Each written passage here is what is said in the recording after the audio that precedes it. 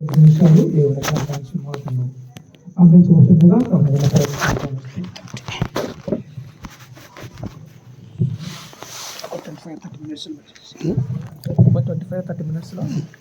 సరిపడుతుంది. క్రీస్తునందు ఈ రాత్రికాల సమయంలో కూడి వచ్చిన సకల పరిశుద్ధులకును పెద్దలకును యవనస్తులకుని నా జత పనివారైనటువంటి శాసనలకుని ఎలబాబాయికి మరి ముఖ్యంగా ఈ యొక్క కృతజ్ఞత కూడికి ఏర్పాటు చేసినటువంటి మరి నిరీక్షణ బాబు కుటుంబానికి ఉదయమ్మకి మన రక్షకుడు ప్రభు అయినటువంటి యేసుక్రీస్తు నామమున మీ అందరికీ వందనాలు తెలియజేస్తూ ఉన్నాను.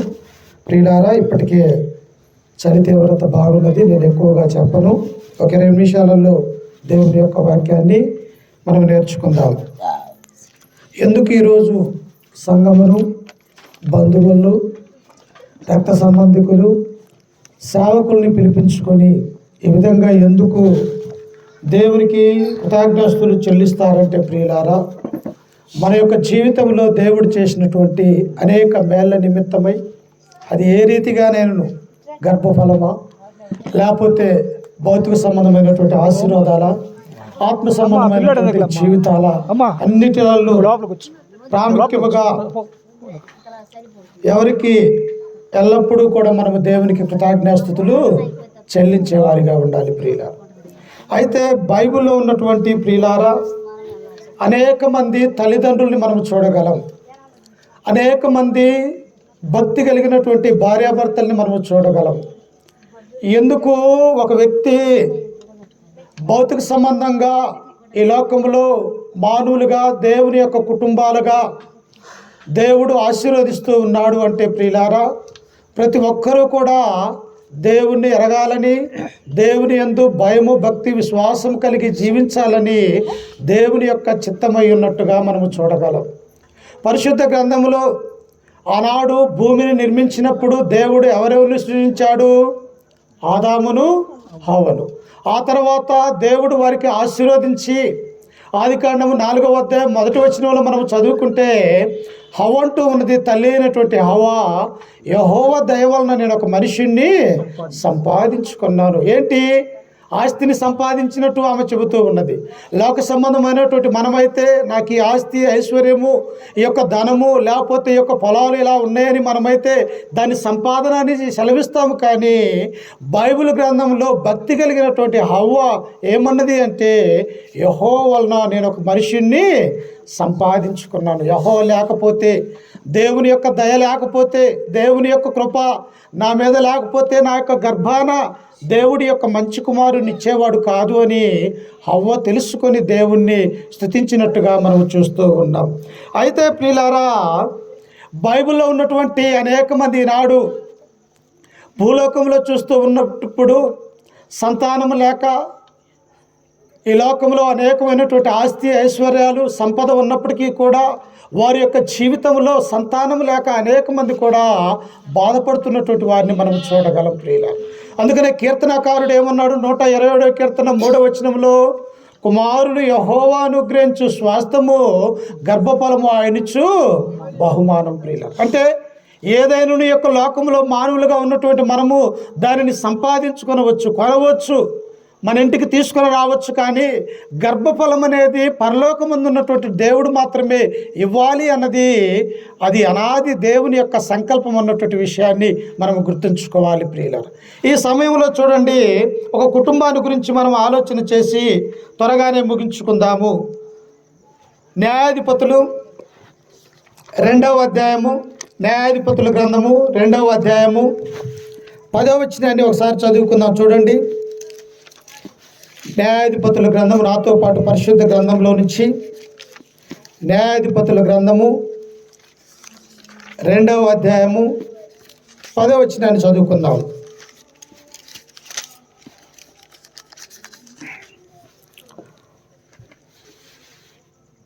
ఆ తరము వారందరూ తమ స్వజనుల యొద్దకు చేర్చబడిరి.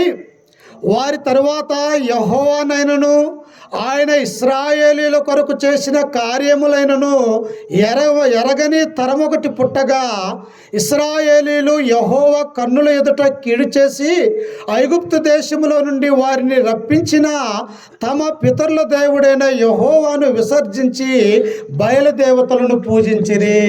ఎవరంటే ఇక్కడ మనకు కనిపిస్తున్నటువంటి వారు ఐగుప్తు దేశంలో నుంచి ఇశ్రాయేల్ ప్రజల్ని ఆ దాస్యత్వం నుంచి విడిపించినటువంటి ఇశ్రాయేలు 6 లక్షల మంది కానాను దేశానికి ప్రయాణమై వచ్చిన తరువాత వారందరికీ కూడా నాయకుడిగా మోషే ఉన్నాడు ప్రియులారా. మోషే తర్వాత తన అన్న అయినటువంటి అహరోను, తన చెల్లెలైనటువంటి ప్రవక్త అయినటువంటి మిరియాము, ఈ విధంగా వారిని నడిపించే కాలక్రమంలో వారందరూ కూడా ఆ తరము వారు నశించిన తర్వాత ఇశ్రాయేలులు ఎలాంటి తరం ఉన్నదంటే దేవుణ్ణి ఎరగనటువంటి ఒక తరము ఉన్నది ప్రియులారా. తరము అనగా ఒక 100 సంవత్సరాలు వేసుకోండి. 100 సంవత్సరాలు ఒక తరం అయితే ఆ తరములో జీవించినటువంటి యూదులు, ఇశ్రాయేల్ ప్రజలు అందరూ కూడా ఎలాంటిగా ఉన్నారంటే దేవుణ్ణి ఎరగనటువంటి తరముగా ఉంటూ ఉన్నారు ప్రియులారా. ఎంత ఆశ్చర్యము! నేనున్నటువంటి వారు కూడా అనేక మంది కూడా దేవుడంటే తెలియనటువంటి వారిగా, దేవుని దగ్గరకు రాలేనటువంటి వారిగా, వారి ఇష్టానుసారమైనటువంటి జీవితాలు జీవిస్తూ కుటుంబాలని పాడు చేసుకునే వారిగా ఉంటూ ఉన్నారు. అయితే ఇట్టి న్యాయాధిపతుల కాలంలో ఉన్నటువంటి వారు ఆ తర్వాత యాజకత్వం చేసినటువంటి ఏలీ కాలానికి వచ్చేసరికి ప్రియులారా ఒక భక్తి కలిగినటువంటి కుటుంబాన్ని మనము చూడగలము. చూడండి, పరిశుద్ధ గ్రంథంలో నుంచి ఒక భక్తి కలిగినటువంటి కుటుంబము సమూయేలు మొదటి గ్రంథము 1వ అధ్యాయము 1 నుంచి మనం చదువుకుందాం. ఒకసారి చూడండి. ఎఫ్రాయిము మన్యమందు రామతయి మోప్సీము పట్టణపు వాడు ఒకడుండెను. అతని పేరు ఎల్కానా. అతడు ఎఫ్రాయితైన సూపుకు పుట్టిన తోహు కుమారుడైన ఎలీహు జననమైన యెరోహాము కుమారుడు. అతనికి 2 భార్యలు ఉండిరి అని ఇక్కడ మనం సెలవిస్తూ ఉన్నాం ప్రియులారా. అంటే దేవుని యొక్క గ్రంథంలో యొక్క ఎల్కానా గురించి, తన తరము వారు ఉన్నటువంటి వారందరి గురించి ఇక్కడ రాస్తూ ఉన్నారు ప్రియులారా. దేవుని యొక్క గ్రంథం ఎలాంటిదో తెలుసా? అది మన యొక్క ఊహలకు అందనటువంటి గ్రంథము, దేవుని యొక్క ఉద్దేశాలు, దేవుని యొక్క ఆజ్ఞలు కలిగినటువంటి గ్రంథము. ఈయన పుట్టుక గురించి చెప్పాలంటే ఎక్కడి నుంచి చెప్పాడంటే ప్రియులారా, ఈ యొక్క ఎల్కానా ఏ గోత్రానికి చెందినవాడు, ఆయన యొక్క పితరుడు ఎవరు, ఆయన యొక్క తండ్రి ఎవరు అన్నటువంటి విషయాన్ని మనము చూస్తూ ఉన్నప్పుడు ఎల్కానా యొక్క ఏ గోత్రానికి చెందినవాడంటే లేవి గోత్రానికి చెందినటువంటి వ్యక్తి ప్రియులారా.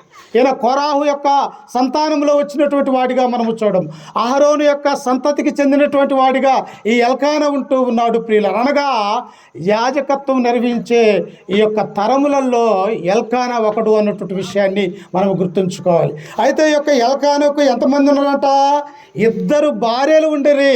వాస్తవికంగా ధర్మశాస్త్రము కానీ, లేకపోతే పితరుల యొక్క చరిత్రలో కానీ, లేకపోతే ఆ తర్వాత క్రొత్త నిబంధన యొక్క చట్టము కానీ, ఒక పురుషునికి ఒకటే భార్య ఉండాలన్నది దేవుని అనాది సంకల్పం ప్రియులారా. కానీ ఎందుకు ఈ విధంగా 2 భార్యలను చేసుకున్నారంటే ఆ యొక్క దేవుడు ఆ తరములలో చూసి చూడనట్టుగా ఉన్నాడు కనుక వారు అలాగూ చేసుకుంటూ ఉన్నారు. అయితే 2 భార్యలు ఉంటూ ఉన్నప్పుడు వారి పేర్లు ఇక్కడ ఏమని వ్రాయబడ్డాయంటే, వీరిలో ఒకదాని పేరు హన్నా, రెండవ దాని పేరు పెనిన్నా. పెనిన్నాకు పిల్లలు కలిగిరి కానీ హన్నాకు పిల్లలు లేకపోయిరి. ఇక్కడ ఎల్కానుకున్నటువంటి 2 భార్యలలో ఒక భార్య వచ్చేసి హన్నాగా ఉన్నది.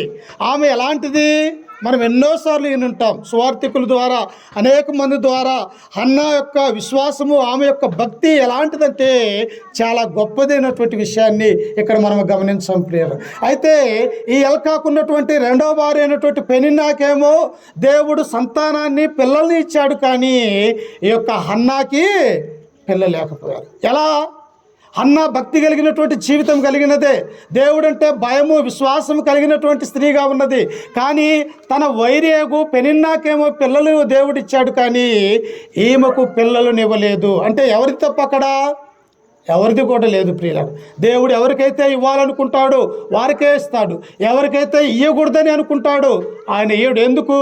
అది దేవుని యొక్క చిత్తము, దేవుని యొక్క సంకల్పం అన్నటువంటి విషయాన్ని మనం గుర్తుంచుకోవాలి ప్రియులారా.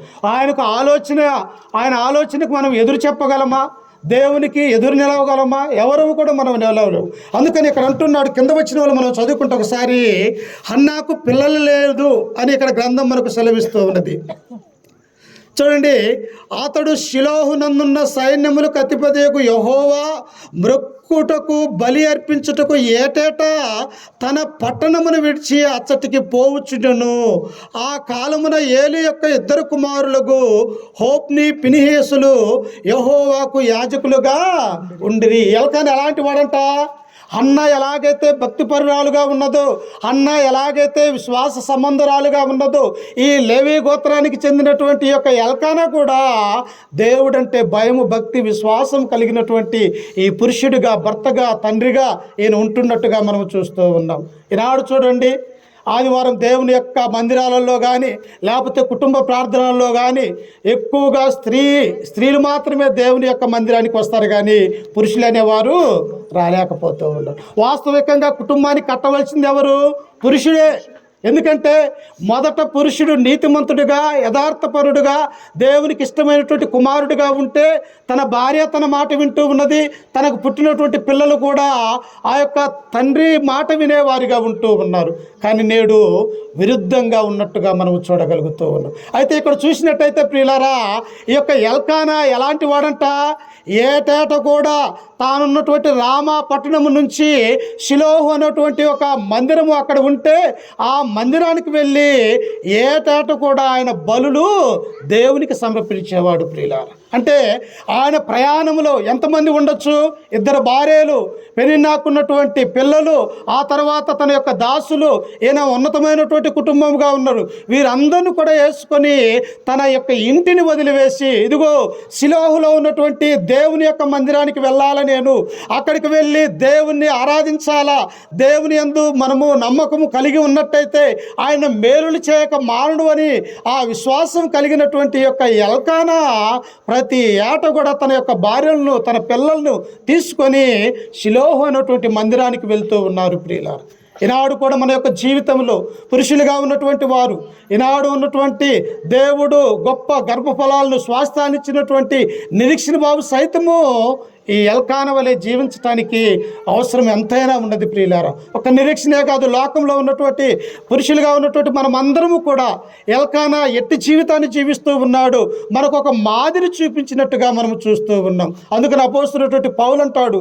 కొరింథీయులకు రాసిన మొదటి పత్రిక 11వ అధ్యాయం 1వ వచనంలో ఆయన అంటాడు, నేను క్రీస్తును పోలి నడుచుకున్న ప్రకారము మీరు నన్ను పోలి నడుచుకోండి. క్రీస్తును నేను దగ్గరగా చూశాను. ఆయన్ని ఎక్కడ?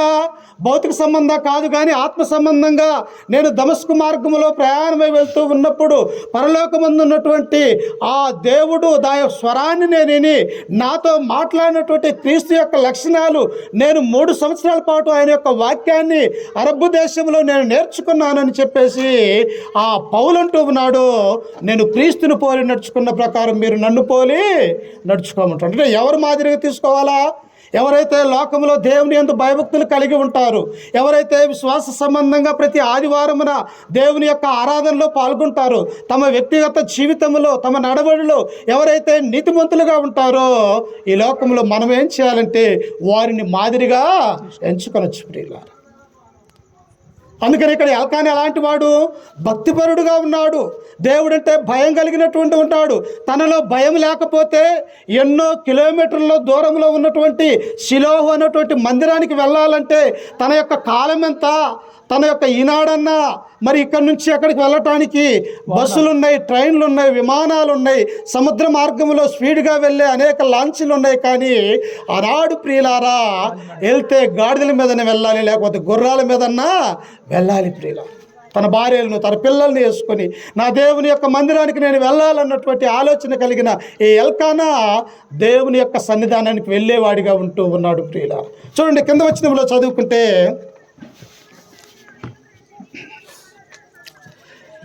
ఎల్కానా తాను బల్యర్పణ చేసిన నాడు తన భార్యకు పెనిన్నాకును దాని కుమార్తెకును పాలు ఇచ్చుచూ వచ్చిన కానీ హన్నా తనకు ప్రేమగా నున్నందున ఆమెకు 2 పాలు ఇచ్చుచూ వచ్చెను.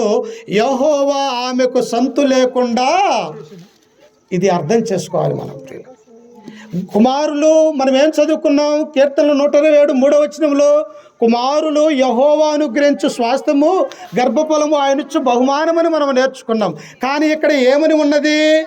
పెనిన్నాకైతే స్వాస్థ్యాలు ఉన్నాయి, గర్భఫలాలు దేవుడు అనుగ్రహించినాడు. కానీ ఇక్కడ హన్నాకు దేవుడే స్వయంగా ఏం చేశాడంటే, హన్నాకు యెహోవా సొంతు లేకుండా చేసెను. దేవుడు కీడు కూడా చేస్తాడా? దేవుడు తన బిడ్డల్ని, తను నమ్ముకున్నటువంటి విశ్వాసుల్ని, క్రైస్తవులకి ఈ విధంగా చేస్తాడంటే చేస్తాడు ప్రియులారా. ఎందుకు? ఇంకను బలమైనటువంటి విశ్వాసం కలగటానికి. ఏబును మనం చూస్తూ ఉన్నప్పుడు, అబ్రహాం గారిని మనము చూస్తూ ఉన్నప్పుడు అనేకమైనటువంటి దేవుడు పరిశీలన చేసేవాడు. తను కష్టం వస్తే నాలో ఉంటాడా, లేకపోతే తిరిగి బయటకు వెళ్ళిపోతాడా అన్నటువంటి ఆలోచన దేవుని యొక్క మదిలో ఉండి మనల్ని పరిశీలన చేసేవాడిగా ఉంటూ ఉన్నాడు. ఇక్కడ ఫెనిన్నాకు దేవుడు సంతానాన్ని అనుగ్రహించి ఉన్నాడు. కానీ హన్నా దేవుని యందు భయభక్తులు గలవాదానై ఉన్నప్పటికీ కూడా ఆమెకు దేవుడు ఏం చేశాడంట? సంతు లేకుండా చేశాడంటే ఆమె యొక్క గర్భాన్ని అప్పటి వరకు మూసివేసినటువంటి వాడిగా దేవుణ్ణి మనము చూస్తూ ఉన్నాం ప్రియ. అప్పుడు చూడండి కింద వచనంలో 6వ వచనం 7 చదువుకుందాం బాబు. ఎల్కానా ఆమెకు ఏటేటా రీతిగా చేయుచునుండగా హన్నా యెహోవా మందిరమునకు పోవునప్పుడల్లా అది ఆమెకు కోపము పుట్టించను కనుక ఆమె భోజనము చేయక ఏడ్చుచు మానెను. హన్నా తన వైరేగు, తనతో పాటు తన ఇంటిలో ఉన్నటువంటి పెనిన్నా ఏం చేస్తూ ఉన్నది? ఆమె సూటిపోటి మాటలతో ఆ హన్నాను ఇబ్బంది పెడుతూ ఉన్నది. నీకు దేవుడు ఎంత శాపం ఇవ్వకపోతే నీ గర్భాన కుమారులు కుమార్తెలు లేరే అని చెప్పేసి ఈ యొక్క పెనిన్నా అనేక విధాలుగా బాధ పెడుతూ ఉన్నది ప్రియులారా. ఈనాడు కూడా చూడండి, ఎవరికైనా సంతానం లేనటువంటి వారిని చూస్తే వారిని ఎంతో అలుసుగా మాట్లాడతారు. దేవుడు మీకు చేయవలసిందే ఈ కార్యమని వారిని దూషించే వారిగా నేటి కూడా అనేక మంది ఉంటూ ఉన్నారు. ఈ యొక్క పెనిన్నా కూడా తన యొక్క సహోదరిగా ఉన్నటువంటి, లేకపోతే తన వైరి అయినటువంటి హన్నాని కూడా మాటికి ఆ ఇంటిలో హింసిస్తూ ఉన్నది ప్రియులారా. ఆ హింస పడలేక హృదయంలో వేదన పడుతూ బాధపడుతూ ఏటేటా షిలోహు అనేటువంటి మందిరానికి వచ్చినప్పుడు ఈ హన్నా ఏడ్చుచు వారందరూ సంతోషంగా బల్యార్పణ జరుగుతూ ఉన్నది. అక్కడ దేవుని దగ్గర సంతోషంగా ఉన్నారు, సంతోషంగా భోజనం చేస్తూ ఉన్నారు. కానీ యొక్క హన్నా మదిలో హృదయంలో మానని వేదన కలుగుతూ ఉన్నది. అయ్యా, నాకెందుకు నీవు సంతానాన్ని ఇవ్వలేదు, నేనే పాపము చేశాను అని తన యొక్క మనసులో బాధ వేదన కలిగి ఆమె భోజనము చేయకుండా. మనిషికి బాధ కలిగినప్పుడు, వేదన కలిగినప్పుడు, మనలో తీవ్రమైనటువంటి ఆలోచన కలిగినప్పుడు ఏం చేస్తామమ్మా? భోజనం చేయకుండా మానుకొని, దేవా ఎందుకు నాకు ఇలాంటి బ్రతుకునిచ్చావని మనం అనుకునే వారిగా ఉంటాం. అలాగనే ఈ హన్నా కూడా ఆ షిలోహు యొక్క మందిరములో ఏడ్చుచు కన్నీరు కార్చేదానిగా ఉంటూ ఉన్నది. కింద వచనంలో చదువుకుంటూ చూడండి. అప్పుడు భర్త ఆమెను చూసి ఏమంటూ ఉన్నాడంటే, ఆమె పెనిటి అయిన ఎల్కానా, హన్నా నీవెందుకు ఏడ్చుచున్నావు? నీవు భోజనము మానుట ఎలా? నీకు మనోవిచారం ఎందుకు కలిగినది? 10 మంది కుమారుల కంటే నేను నీకు విశేషమైన వాడును కానా అని ఆమెతో చెప్పెను. ఒక భర్త ఎలా ఉండాలో భార్యతో ఈ ఎల్కానాను చూస్తే అర్థమవుతుంది ప్రియులారా. ఇక లేదో భార్యను భర్తలు ఎలా చూస్తున్నారంటే ఒక దాసురాలుగా చూస్తూ ఉన్నారు. ఎలాగంటే మాట్లాడుతూ ఉన్నారు, ఎలాగంటే కొట్టేవారిగా ఉంటూ ఉన్నారు. తన సొంత శరీరానికి ఎవడన్నా హాని చేసుకుంటాడా? ఎవడు కూడా హాని చేసుకోడు. ఎందుకు? దేవుడు ఏమన్నాడు? నీకు ఇచ్చినటువంటి భార్య నీ సొంత శరీరం వలె నీ యొక్క శరీరాన్ని ఎలాగైతే ప్రేమించుకుంటూ ఉన్నావో, సంరక్షించుకుంటున్నావో, అలాగనే నీకు ఇచ్చినటువంటి భార్యను కూడా నీ శరీరం వలె ప్రేమించాలి ప్రియులారా. ఇక్కడ ఎల్కానా ఇరువురు భార్యలైనప్పటికీ కూడా ఈ హన్నాను ఎలాగ ప్రేమిస్తూ ఉన్నాడంటే, నీవెందుకు ఏడ్చుతూ ఉన్నావు, నీవెందుకు కన్నీరు కారుస్తూ ఉన్నావు? 10 మంది కుమారుల కంటే నేను శ్రేష్టమైనటువంటి వాడిని కాదా? నీకు 2 పాలు నేను ఇవ్వట్లేదా అని చెప్పేసి ఆ యొక్క భార్యకి, కన్నీటితో ఉన్నటువంటి ఆ భార్యకి ఒక భర్తగా ఓదార్పును ఆయన ఇస్తూ ఉన్నాడు ప్రియులారా. ఇవన్నీ ఎక్కడ జరుగుతూ ఉన్నది? షిలోహు అనేటువంటి మందిరంలో ఉన్నది మనం జ్ఞాపకం చేసుకోవాలా. మందిరంలో ఉన్నారు వీళ్ళందరూ కూడా. అక్కడ మందిరంలో కన్నీరు కారుస్తూ ఉన్నది యొక్క అన్న తమ భర్త ఆమెను ఓదారుస్తూ ఉన్నప్పటికీ కూడా ఆమె యొక్క హృదయము మానని వేదనగా ఉంటూ ఉన్నది ప్రియులారా.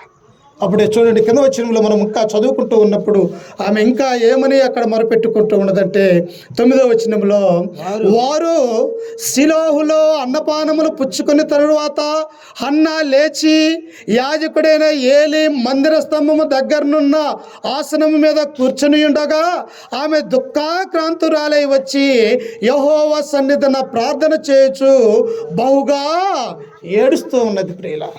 ప్రియులారా, ఒక స్త్రీ అధికంగా ఏడుస్తూ ఉన్నదంటే భర్త చెప్పినా వినదు, తల్లిదండ్రులు చెప్పినా వినదు. ఎందుకంటే ఆమెకు తీరనటువంటి బాధ వేదన ఉంటూ ఉన్నది. కాబట్టి ఇప్పుడు ఆమె ఎక్కడికి వెళ్ళినది? నా యొక్క బాధ, నా యొక్క వేదన పరమందున్నటువంటి ఆ దేవుడు మాత్రమే తీర్చగలడు అని చెప్పేసి ఆ యొక్క శిలోహు మందిరంలో యాజకుడిగా ఉన్నటువంటి ఏలి ఆయన వృద్ధాప్యంలో ఉంటూ ఉన్నప్పుడు అక్కడ ఒక స్తంభాన్ని దగ్గర కూర్చొని ఆమె కన్నీరు కారుస్తూ ఉన్నది. ప్రియులారు, దేవుడు ఏమన్నాడు? మత్తయి సువార్త 7వ అధ్యాయం 7వ వచనంలో, అడుగుడి మీకు ఇయ్యబడును, వెదుకుడి దొరుకుదును, తట్టుడి మనం అడిగితే మన దేవుడు ఇస్తాడు. ప్రియులారు, అడగకపోయినా కానీ మన యొక్క హృదయము మంచితో పాటు విశ్వాసము కలిగి ఆయన మీద నమ్మకము కలిగి ఉంటే మనకి ఏది కావాలో ఆయనకు ముందే తెలిసినటువంటి వాడిగా ఉంటూ ఉన్నాడు. అందుకే దేవుడు అంటాడు, ఏమి తిందుమో ఏమి త్రాగుదమో అని దేనిని గుర్చేని మీరు చింతపడకూడదు, మొదట ఆయన యొక్క రాజ్యము ఆయన యొక్క నీతిని మనం వెనకాలి. ఇక్కడ అన్న అదే చేస్తూ ఉన్నది.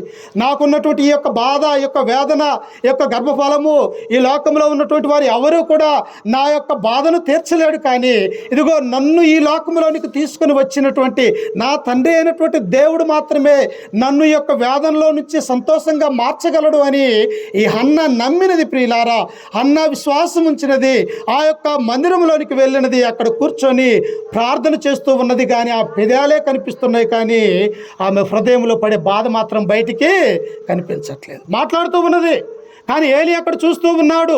ఆమె నోట్లో నుంచి మాట బయటికి రావట్లేదు. ఆమె హృదయంలో ఏడుస్తూ ఉన్నది, హృదయంలో కన్నీరు కారుస్తూ ఉన్నది. కేవలం పెదాలు మాత్రమే కదులుతూ ఉన్నాయి. ఇది గమనించినటువంటి ఏలి అంటూ ఉన్నాడు, ఒకసారి చూడండి, యాజకుడైనటువంటి ఏలి కూడా ఆమె యొక్క మనో విచారమును అర్థం చేసుకున్నటువంటి వాడిగా ఉంటూ ఉన్నాడు. 1వ అధ్యాయము 11వ వచనం చదువుకుందాం. సైన్యములకు అధిపతికు యెహోవా నీ సేవకురాలైన నాకు కలిగి ఉన్న శ్రమను చూసి నీ సేవకురాలైన నన్ను మరువక నన్ను జ్ఞాపకము చేసుకొని నీ సేవకురాలైన నాకు మగపిల్లను దయచేసిన ఎడల వాని తల మీద క్షౌరపు కత్తి ఎన్నటికీ రానియక వాడు బ్రతుకు దినములన్నిటను నేను వానిని యెహోవాకు నీకు అప్పగింతునని బ్రొక్కుబడి చేసుకొనెను. ఆమె యెహోవా సన్నిధిన ప్రార్థన చేయుచుండగా ఏలి ఆమె నోరు కనిపెట్టుచుండెను. ఏమని మొక్కుకుంటూ ఉన్నది? ఈమె ఉద్దేశంలో దేవుడు మాత్రమే ఇవ్వగలడని ఒక బలమైనటువంటి విశ్వాసం కలిగి ఉన్నది. ఈమె కోరుకునేది కూడా ఎవరినో తెలుసా? నాకు కుమార్తెని ఇవ్వమని అడగట్లే. ఎవరిని అడుగుతూ ఉన్నది? తనకు సంతానం లేనప్పటికీ కూడా మనమైతే ఏమంటాం? అయ్యా నాకు ఒక కుమార్తెనిచ్చినా చాలు, నా గర్భాన ఆ కుమార్తెను చూసుకొని నేను మురిసిపోతాను, సంతోషిస్తానని మనమైతే అనుకుంటాం. కానీ ఏముకున్నటువంటి గొప్ప విశ్వాసం ఎలాంటిదో తెలుసా? నేను నమ్ముకున్నటువంటి దేవుడు ఆయన మహోన్నతుడు, సర్వోన్నతుడు, ఆయన ఏదైనా చేయగలిగినటువంటి వాడు కనుక నీవు గనుక నాకు మగపిల్లవాణ్ణి ఇస్తే ఆ మగపిల్లవాడు నా గర్భాన పుట్టినట్టయితే ఇదిగో నీకు మొక్కుబడి చేసుకుంటూ ఉన్నాను. ఎలాంటి మొక్కుబడో తెలుసా? పాలు విడిచిన దినాన్నే నీ మందిరములో ఆయనను వదిలివేస్తాను, నీ సేవలో ఉంచుతాను, ఒక గొప్ప యాజకుడిగా ప్రవక్తగా నీవే ఆయనను ఎన్నుకుంటావన్నటువంటి ఆలోచన ముందుగానే ఈ యొక్క హన్నా ఎరిగినదై నాకు మగబిడ్డను దయచేసిన ఎడల వాని తల మీదకి ఎన్నటికీ కూడా క్షౌరపు కత్తి అనేది రానియను అన్నది. ఆనాడున్నటువంటి ఆ యొక్క ఇశ్రాయేలు యొక్క తల్లులు ఏం చేసేవారంటే ప్రియులారా, మోషే ద్వారా దేవుడిచ్చినటువంటి ధర్మశాస్త్రంలో ఉన్నటువంటి 606 ఆజ్ఞలలో ఉన్నటువంటి ఈ యొక్క ఆజ్ఞ ఏమిటంటే ఆ క్షౌరము అనగా ఎంటుకలు ఎక్కువగా పెంచేవారు ప్రియులు. ఎందుకంటే దాన్ని నాజీరు అంటారు. అంటే ప్రత్యేకమైనటువంటి మనిషిగా, ప్రత్యేకమైనటువంటి వాడిగా, ఇతడు దేవునికి పరిచర్య చేసేవాడిగా, సేవకుడిగా నాజీరు చేయకుండా అలాగనే ఎంటుకలు పెంచేవారు ప్రియులారా. మనం సంసోనుని కూడా చూస్తాం, న్యాయాధిపతి అయినటువంటి సంసోనుని కూడా. ఆయన కూడా తన యొక్క తమ యొక్క తల్లిదండ్రులు ఎంతో మొక్కుబడి చేసుకొని దేవుని యొక్క ఆజ్ఞల ద్వారా ఆయనను పెంచి పెద్దవారైన తర్వాత ఆయన తొలగిపోయాడు. కానీ తను ఎంతో బలము కలిగినటువంటి వాడిగా మనం చూడగలం. ఇక్కడ ఆమె ఎన్నుకుంటూ ఉన్నప్పుడు ఏం చేస్తున్నాడట, ఆమెకు వెళ్ళి చూస్తూ ఉన్నాడు. ఏంటి, ఈమెతో వచ్చినటువంటి వారందరూ బయట బల్యర్పణలో భోజనాలు చేస్తూ ఉన్నారు. ఈమైతే దేవుని యొక్క మందిరంలో ఉండి ఏదో ఏడుస్తూ ఉన్నది, కానీ తన మాట ఏమో నాకు ఇన్ రావట్లేదు, ఏం జరుగుతూ ఉన్నదని ఆమెను కనిపెట్టుకొని చూస్తూ ఉన్నాడు ప్రియులారా. అప్పుడు చూడండి కింద వచనంలో 12వ వచనంలో, ఏలయనగా హన్నా తన మనస్సులోనే చెప్పుకొనుచుండెను, ఆమె పెదవులు మాత్రము కదులుచుండి ఆమె స్వరము వినబడక ఉండెను కనుక ఏలి ఆమె మత్తురాలై ఉన్నది అనుకొని. నేను మొదటగా మీకు చూపించాను. న్యాయాధిపతి గ్రంథము 2వ అధ్యాయం 10వ వచనంలో ఏమున్నది, యెహోవాను ఎరగనటువంటి తరములో పుట్టినటువంటిది యొక్క హన్నా ఎల్కానా. అట్టి తరములో ఉన్నటువంటి వారు వీళ్ళు. వారు ఆ తరము అంతయు కూడా దేవుని ఎరగినటువంటి తరము ఉంటే, అట్టి తరములలో దేవుడంటే భయము భక్తి విశ్వాసం కలిగినటువంటి ఈ కుటుంబముగా ఉంటూ ఉన్నప్పుడు ఈ యొక్క యాజకుడైనటువంటి హేలి అనుకుంటూ ఉన్నాడు. ఏమనుకుంటూ ఉన్నాడు, ఈమె ఉదయం పూటనే మత్తురాలే ద్రాక్ష రసం తాగింది అనుకుంటున్నాడు. ఆడవాళ్ళు తాగుతారండి? ఈనాడంటే చూస్తూ ఉన్న మందు షాపులలో పురుషులతో పాటు నిలబడి మందు తెచ్చుకుంటూ ఉన్నారు. తెచ్చుకోవట్లేదమ్మా? ఎన్నిసార్లు మనం యూట్యూబ్లలో ఆ యొక్క న్యూస్ ఛానళ్ళల్లో చూస్తూ ఉన్నాం. ఇప్పుడే కాదు ప్రియులారా, ఆనాడు కూడా ఉన్నారని యొక్క గ్రంథం మనకు సెలవిస్తూ ఉన్నది. ఎలా మనం అర్థం చేసుకోగలము? ఆమోసు గ్రంథము 4వ అధ్యాయం 1వ వచనంలో ఉన్నది, ఇదిగో బాషాను ఆవుల్లారా అంటే బలిసినటువంటి స్త్రీలారా, క్రొవ్వెక్కినటువంటి స్త్రీలారా అని అక్కడ రాయబడ్డది ప్రియులారా. అంటే తమ భర్తలను అడుగుతూ ఉన్నారంట, నీవు త్రాగిన తర్వాత మాకు కూడా తెచ్చిస్తే మేము పానీయము చేస్తాము అని తమ భర్తలను ఆ యొక్క సారాయి లేకపోతే ఆ మందు లేకపోతే ఆ ద్రాక్ష రసము మాకు కూడా ఇవ్వమని తమ భర్తలను అడుగుతున్నటువంటి స్త్రీలు ఆమోసు గ్రంథంలో ఉన్నారు ప్రియులారు. అందుకని ఇక్కడ ఏమనుకుంటున్నారు, ఏమో ఉదయాన్నే తాగి మందిరానికి వచ్చినది, ఏమో మత్తురాలై ఉన్నదని ఒక స్త్రీ గురించి చెడ్డ ఆలోచన ఏలి చేస్తూ ఉన్నాడు ప్రియులారా. ఈనాడు కూడా మనము మనుషుల్ని చూస్తూ ఉన్నప్పుడు మనం అర్థం చేసుకోలేము వాని యొక్క గుణము కానీ వాని యొక్క లక్షణాలు కానీ. మనం పైపైన అతని గురించి ఆలోచిస్తాము, కానీ అతని యొక్క మనసు ఎవరికి తెలుస్తుందమ్మా? అంతరంగంలో ఉన్నటువంటి హృదయము దేవునికి తెలుసు. అందుకని అపోస్తున్నటువంటి పౌలు అంటాడు కొరింథీ సంఘానికి రాస్తూ, నేను మనసుతో పాడుదును, మనసుతో ప్రార్థన చేతును. అంటే మనమేం బయటికి చెప్పాల్సినటువంటి అవసరంలే. మన హృదయములో దేవుని వాక్యాన్ని, ఆయన యొక్క ఆలోచనలను, ఆయన యొక్క ఆజ్ఞలను గైకొని మనము మనసుతో లేవలేనటువంటి స్థితిలో ఉండి కూడా దేవునికి మొరపెడితే ప్రియులారా, ఆ మొర మన యొక్క దేవుడు వినేవాడిగా ఉంటూ ఉన్నాడు. అందుకనే ఇక్కడ ఏలి ఈమె మత్తురాలై ఉన్నది, ఈమె త్రాగి దేవుని యొక్క సన్నిధానానికి వచ్చినదని అనుకుంటూ ఉన్నప్పుడు ఆ హన్నా అంటూ ఉన్నది చూడు. మనమైతే ఏమంటావు, మందిరం నీదే నీ అబ్బదే అంటావు. ఏమంటాము? మందిరం ఏమో నీదే. ఇశ్రాయేలు యొక్క 12 గోత్రాలకి దేవుడు ఆజ్ఞాపించినటువంటి మందిరం ఇది, నేను ఎక్కడైనా ఏదైనా చేయగలనని మనమైతే అనుకుంటూ ఉన్నాం. కానీ ఈ యొక్క స్త్రీ అంటూ ఉన్నది హన్నా. ఆ కింద వచనంలో చూడండి ఒకసారి, 15వ వచనము 14 చదువుకుందాం.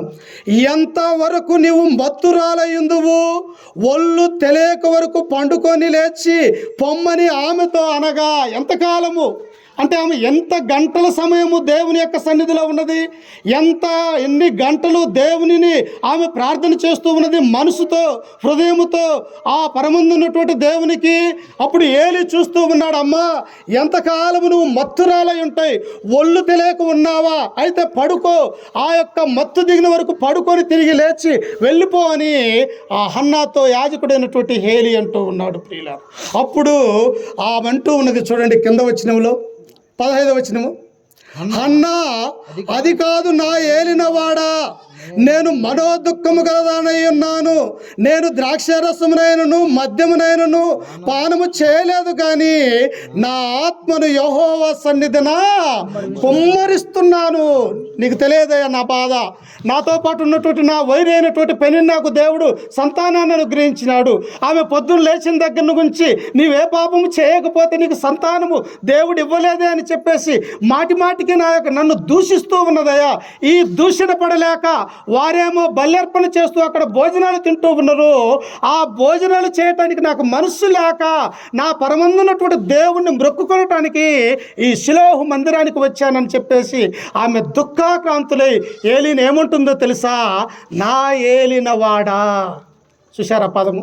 యాజకుడు అంటే ఎంత గర్వం, స్వార్థికుడు అంటే ఎంత గర్వం, ఎంత ప్రేమో. ఈనాడు స్వార్థికుల్ని చూస్తుంటే మా మీదనే షటర్లు వేసేవారిగా ఉండరు.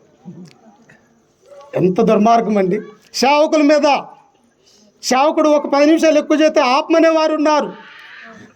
సేవకుడు ఆ మార్గాన్ని పోతే ఇతని జీవితం ముందుదే లేదా అని హింసించేవారు ఉన్నారు. ఎలా ఉంటేమి అలాంటి జీవితం ఒకవేళ మేము కలిగి ఉంటే మమ్మల్ని ఆదర్శంగా తీసుకోవటం ఎందుకు? బైబిల్లో అనేక మంది ఉన్నారు కదా, ఎల్కానా మొదలుకొని క్రీస్తు వరకు, క్రీస్తు నుంచి అపోస్తుల వరకు ప్రవక్తలు అనేక మంది పితరులు ఉన్నారు కదా, వారిని మాదిరిగా ఎంచుకోవచ్చు కదా.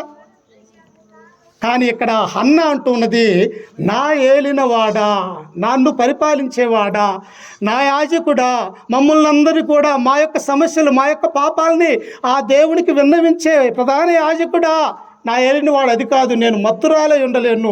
నా యొక్క ఆత్మన యెహోవా సన్నిధిన కుమ్మరిస్తూ ఉన్నాను. ప్రియులారా, నీవు నేను కూడా ఈ లోకంలో దేవుడు అంటాడు, మనుషులను నమ్ముట కంటే యెహోవాను ఆశ్రయించుట మేలు. ఏ మనుషుడు మనకు మేలు చేయడు, ఏ మనుషుడు కూడా మన యొక్క బాధను తీసివేయడు. అదే నువ్వు ఇంటిలోనికి వెళ్ళి మోకరించి తలుపు వేసుకొని 1 గంట ప్రార్థన చేయి, నీ మనస్సు, నీ హృదయం ఎంత నెమ్మదిగా ఉంటుందో.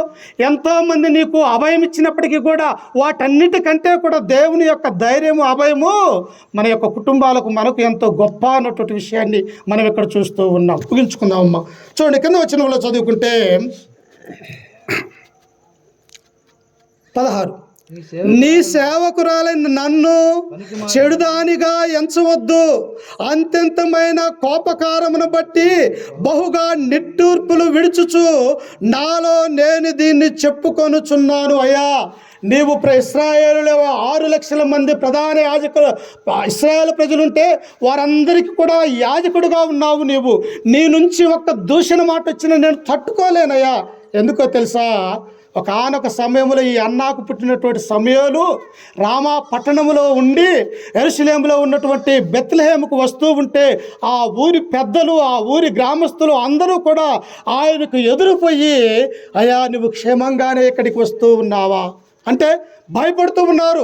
అమ్మో, సమయాలంటే సామాన్యమైనటువంటి వ్యక్తి కాదు, యాజకుడు, న్యాయాధిపతి, ఆయన దీర్ఘదర్శి, అనేక మందిని కూడా దేవుళ్ళలోనికి మలిపినటువంటి వాడు, ఆయన యొక్క బాల్య జీవితం గొప్పది. ఇట్టివాడు మన యొక్క బెత్లెహేము వస్తూ ఉన్నాడంటే ఏ పాపం మనం చేశామో అని చెప్పేసి ఆ ఊరి పెద్దలు, స్త్రీలు అందరూ కలిసి సమయాలకు ఎదురుపోయి, అయ్యా క్షేమంగానే వస్తూ ఉన్నావా? ఈనాడు అట్ట అడిగే వాళ్ళు ఉన్నారమ్మ, సేవకుల్ని అటు ఆహ్వానించేవాడు ఉన్నారా? దేవుడు అందుకే అంటాడు, నా పేరిట వచ్చువాడికి గుక్కెడు చల్లనీళ్ళు ఇచ్చిన తమ ఫలము బహుగా ఆశీర్వదించి పోగొట్టుకొనరు. అవి పరలోక రాజ్యంలో రాయబడి ఉంటాయి. కానీ ఇక్కడ ఈ యొక్క హన్నా కూడా అంటున్నది, నా ఏలిన వాడా, నన్ను శపించవద్దు. నేను ఇప్పటికే బలహీనురాలైపోయినా, ఇప్పటికే సంతానం లేక నా జీవితం అంతా అగమ్య గోచరముగా ఉంటూ ఉన్నది. కనుక నన్ను ఏమి శపించవద్దు. నేను మత్తురాల్ని కాదయ్యా, నా హృదయాన్ని దేవుని యొక్క సన్నిధిలో కుమ్మరించు ఉంటున్నాను అని ఇక్కడ సెలవిస్తూ ఉన్నది. ప్రియులారా, నీ నా జీవితంలో కూడా ఈనాడు నిరీక్షణ బాబుకి, అలాగే సతీమణికి దేవుడు సంతానాన్ని అనుగ్రహించి, అలాగనే మరి ఈ విధంగా గర్భఫలాల్ని, స్వాస్థ్యాన్ని అనుగ్రహిస్తూ ఉన్నాడంటే దేవుడు ఈ కుటుంబం మీద ఎంత ఆశీర్వాదం లేకపోతే ఆ గర్భఫలాన్ని ఇస్తాడమ్మా. ఈనాడు లేక, అదిగో లేనటువంటి ఈ యొక్క హన్నాని మనం చూస్తూ ఉన్నాం. అయితే ప్రియులారా, చూడండి, కింద వచ్చిన మనం చదువుకుంటే 1వ అధ్యాయము చదివా. అంతటా ఏలి, నీవు క్షేమముగా వెళ్ళుము, ఇశ్రాయేలు దేవునితో నీవు చేసుకుని మనవిని ఆయన దయచేయనని ఆమెతో చెప్పగా, ఆమె అతనితో, నీ సేవకురాలైన నేను నీ దృష్టికి కృపనందునుగాక అని. ఒక మంచి సేవకుడు తన సంఘానికి ఏం చేస్తాడో తెలుసమ్మా? ఏమిచ్చినా, ఒకవేళ మీకు డబ్బులు ఇచ్చినా లేకపోతే ఇంకొక రీతికి ఇచ్చినా కానీ అది మీ ఆత్మకు ఆశీర్వాదం కాదు. ఒక మంచి సేవకుడు ఏమిస్తే మీకు ఆశీర్వాదం తెలుసా? మంచి వాక్యాన్ని మీకు చెబితే మీ హృదయంలో నిలవబడిపోయింది కాదా? ఆ ఎన్ని డబ్బుల కంటే కూడా, ఎంత ఆస్తి ఐశ్వర్యం కంటే కూడా దేవుని యొక్క వాక్యము సంఘములో ప్రకటించబడటము మీ హృదయంలో నాటబడుతున్నది అన్నటువంటి విషయాన్ని ఇక్కడ చూస్తాం. ఇక్కడ యాజకుడైనటువంటి హేలి అంటూ ఉన్నాడు, అమ్మా నీవు మనస్సులో ఏదైతే అనుకుంటున్నావో, నీ హృదయంలో దేని మీదనైతే దృష్టి కలిగి ఉన్నావో దేవుడు నీకు అనుగ్రహిస్తాడన్నమ్మటే ఆమె నేరుగా ఇక అప్పటి నుంచి ఆమె భోజనం చేయక మానక భోజనం చేస్తూ తన పెనిమిడితో తన కుటుంబంతో తిరిగి రామాపట్నం వెళ్ళినప్పుడు, అక్కడికి వెళ్ళిన తర్వాత దేవుడు ఆమె యొక్క గర్భాన్ని ఆశీర్వదించి ఆమెకు మీదటికి ఏం చేశాడంటే దేవుడు ఒక గొప్ప కుమారుణ్ణి దేవుడు అనుగ్రహించినాడు. ప్రియులారా, మనం ఏం చేస్తాము? పిల్లలు లేనప్పుడు కానీ ఇలాంటి శ్రమలు వచ్చినప్పుడేమో ఏదేదో గుడికి తిరుగుతాం, ఎక్కడికక్కడికో వెళ్తాం. దేవుడు మనకు ఈ కుటుంబంలో మేలు చేసిన తర్వాత ఏం చేస్తాము? ఆ మేలును మర్చిపోయి కనీసం సువార్థికులను కూడా తన కుటుంబంలోనికి ఆహ్వానించుకొని ప్రార్థన కూడా మనము పెట్టించుకోము. అదే బాధలు ఉన్నప్పుడు, అదే శ్రమలలో ఉన్నప్పుడు, అదే వేదనతో ఉన్నప్పుడు, అయ్యా నాకు నువ్వు మేలు చేస్తే నేను ఎన్నటికీ మర్చిపోను, నా జీవితకాలం అంతా నేను రుణపడి ఉంటానంటాడు. కానీ వాడు మేలు పొందకంగానే దేవుణ్ణి మర్చిపోతాడు. కానీ ఏమో మర్చిపోయినటువంటి స్త్రీ ప్రియులారా, ఎందుకేమో గురించి ఏమో భర్త గురించి మనం నేర్చుకోవాలంటే, ఈమెలో మనం 50% జీవించినా కానీ మనం ఆ పరలోక రాజ్యంలో నిత్య రాజ్యంలో ఉంటాం. ప్రియులు వెంటనే చూడండి, ఆమె మీదటికి సంవత్సరానికే ఒక గొప్ప కుమారుణ్ణి దేవుడు అనుగ్రహించినాడు. ప్రియులారా చూడండి, అక్కడ అదే 1వ అధ్యాయము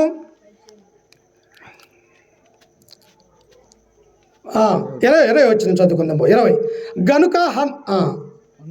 గనుక హన్న గర్భము ధరించి దినములు నిండినప్పుడు తన ఒక కుమారుని కని, నేను యెహోవాకు మ్రొక్కుకొని వీనిని అడిగి తీసుకుని వానికి సమయాలని పేరు పెట్టును. ఎల్కానాయు అతని ఇంటి వారందరూ యెహోవాకు ఏటేటా అర్పించు బలి అర్పించుటకు మ్రొక్కుబడి చెల్లించుటకు పోయిరి. అయితే హన్న బిడ్డ పాలు విడిచు వరకు నేను రాను. చూసారా, భర్త ఆ యొక్క వైరేగు పెనిన్న పిల్లలు అందరూ కూడా మరలా సంవత్సరం వచ్చినది, మనం షిలోహు యొక్క మందిరానికి వెళ్ళాలంటే ఈ హన్న అంటూ ఉన్నది, ఇదిగో బిడ్డ పాలు విడిచే వరకు నేను రాను. ఎందుకు? నేను ఇప్పుడు వచ్చిందంటే మరలా తిరిగి రావాలా? అప్పుడు కాదు, నేను దేవుని యొక్క సన్నిధిలో ఏమి మొక్కుబడి చేసుకున్నా, ఇదిగో నాకు సంతానాన్ని మగబిడ్డను దయచేసినట్టయితే ఆ బిడ్డను నీకు ప్రతిష్ఠించుతా, నేను మొక్కుబడి చేసుకున్నది నీ మందిరంలో ఉంచుతా, నీ సేవకుడిగా ఆయనను పెంచుతానని ఈమె మొక్కుబడి చేసుకున్నది కనుక ఆ భర్తతో అంటున్నది, నేను మందిరముకు రాను. అయితే ఎప్పుడు వెళ్ళినదంట? ఆ పాలు విడిచిన దినాన మంచి భర్తతోటి ఒక పొట్టేలు తీసుకొని ఆ యొక్క మందిరానికి వెళ్ళి పాలు ఎన్ని సంవత్సరాలకి ఇస్తారమ్మా? ఎన్ని సంవత్సరాలకి కుదిరితే ఒక 3 లేకపోతే ఒక 5. ఈ 5 సంవత్సరాలలో అతనికి మాటలు వస్తాయా? మాటలు రావు, సరిగా గుర్తుపట్టలేడు. అయినప్పటికీ కూడా ఈ యొక్క హన్న ఒక్కగానొక్క కుమారుణ్ణి దేవుని సన్నిధిలో ఎలాగ తీసుకుపోయిందో చూడండి. ఒకసారి చదువుకొని ముగించుకుందాం. అదే 1వ అధ్యాయము 24 వచ్చిన చదువుకుందాం. పాలు మాన్పించిన తరువాత అతడు ఇంకా చిన్నవాడై ఉండగా, చూడండి దేవుని యొక్క గ్రంథం ఏముంటుందో, అతడు ఇంకా చిన్నవాడై ఉన్నాడు. అంటే సరిగా మాట్లాడలేకపోవచ్చు. 5వ సంవత్సరానికి ఏం మాట్లాడగలుగుడు? ఏం మాట్లాడలేడు. అతడు ఇంకా చిన్నవాడై ఉండగా ఆమె ఆ బాలుని ఎత్తుకొని 3 కోడెలను తూమెడు పిండిని ద్రాక్షారపు తిత్తిని తీసుకొని షిలోహులోని మందిరమునకు వచ్చెను. వారు ఒక కోడెను వధించి పిల్లవారిని ఏలి యొద్దకు తీసుకొని వచ్చినప్పుడు ఆమె అతనితో ఇట్లనెను, నా ఏలినవాడా, నా ఏలిన వాని ప్రాణముతోడు నీ యొద్ద నిలిచి బిడ్డను దయచేయమని యెహోవాను ప్రార్థన చేసిన స్త్రీని నేనే. యెహోవాతో నేను చేసిన మనవిని ఆయన నాకు అనుగ్రహించిన కాబట్టి నేను ఆ బిడ్డను యెహోవాకు ప్రతిష్ఠించుచున్నాను. నాకు ఇచ్చినటువంటి ఈ బిడ్డ బ్రతికిన చనిపోయిన నీ సేవలోనే నీకు ప్రతిష్ఠిస్తున్నా, నీ కొరకే అతనికి అప్పచెబుతున్నానని ఆ మందిరంలోనికి తీసుకుని వచ్చి, అప్పటికే ఇంకా వృద్ధాప్యంలోనికి వచ్చాడు ఏలి, ఇంకా వృద్ధాప్యంలో ఉన్నాడు. ఏలి కుమారులు భ్రష్టులైపోయి ఉన్నారు. కానీ ఎల్కానాకు హన్నాకు పుట్టినటువంటి ఈ కుమారుడు దేవుని యొక్క సన్నిధిలో పెరుగుతూ ఉన్నాడు. అదే షిలోహు యొక్క మందిరానికి యాజకుడైనటువంటి కుమారులు భ్రష్టులై తిరిగిపోతూ ఉన్నారు. ప్రియులారా, చూసారా? ఒక పాస్టర్ కుమారులేమో భ్రష్టులైపోయినను, ఒక చర్చికి వచ్చే విశ్వాస సంబంధమైనటువంటి కుటుంబం పిల్లడేమో దేవుని యొక్క మందిరంలో ఎదుగుతూ ఉన్నారు.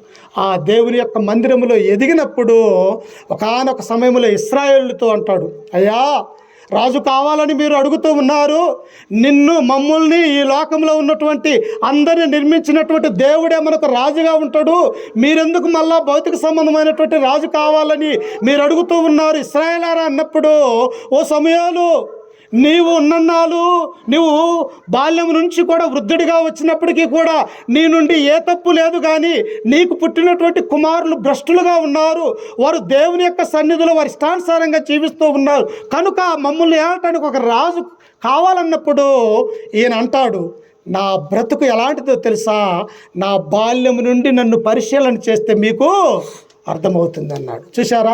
హన్న ఒక ఎల్కానా దేవుడి పట్ల ఎలాగ పెంచింది అన్నటువంటి విషయాన్ని మనం ఇక్కడ చూస్తాం. అందుకనే ఎఫెసీయులకు రాసినటువంటి పత్రిక 6వ అధ్యాయము 2-4 మనం చదువుకుంటే ప్రియులారా, తండ్రులారా మీ పిల్లలకు కోపం రేపక వారిని ప్రభు యొక్క శిక్షలోను బోధలోను ఎలా పెంచాలంట?